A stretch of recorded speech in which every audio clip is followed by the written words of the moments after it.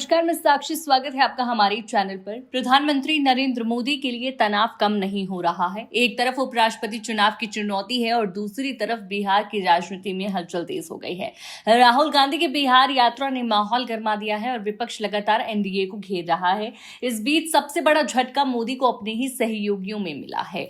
दरअसल सीट बंटवारे को लेकर एनडीए के भीतर बड़ा विवाद खड़ा हो गया है। बीजेपी ने लीक की गई खबरों में साफ किया कि बिहार विधानसभा चुनाव में 101 सीटों पर लड़ेगी। जेडीयू को 102 सीटें मिलेंगी। चिराग पासवान की पार्टी को 20 और मांझी की पार्टी को 10 सीटें दी जाएंगी। लेकिन चिराग पासवान ने इस फॉर्मूले को नकारते हुए बड़ा बयान दे दिया है। चिराग का कहना है कि 20 सीटें उन्हें मंजूर नहीं है। वो कम से कम 70 सीटों पर चुनाव लड़ना चाहते हैं।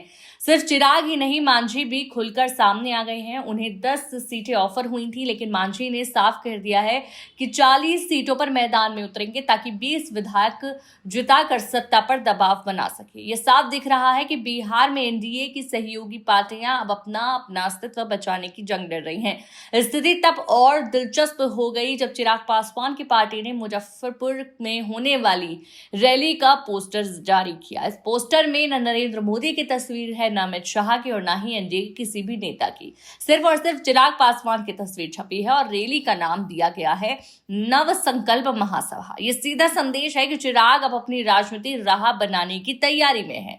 उधर उपराष्ट्रपति चुनाव को लेकर भी एनडीए दबाव में है। विपक्ष की रणनीति और सहयोगियों की बेचैनी में भाजपा को असहज कर दिया है। इतना ही नहीं, पूर्व उपराष्ट्रपति जगदीप धनखड़ के इस्तीफे को लेकर भी सवाल उठ रहे हैं, जिससे माहौल और तनावपूर्ण हो गया है। कुल मिलाकर नरेंद्र मोदी और भाजपा के लिए बेहद कठिन समय है।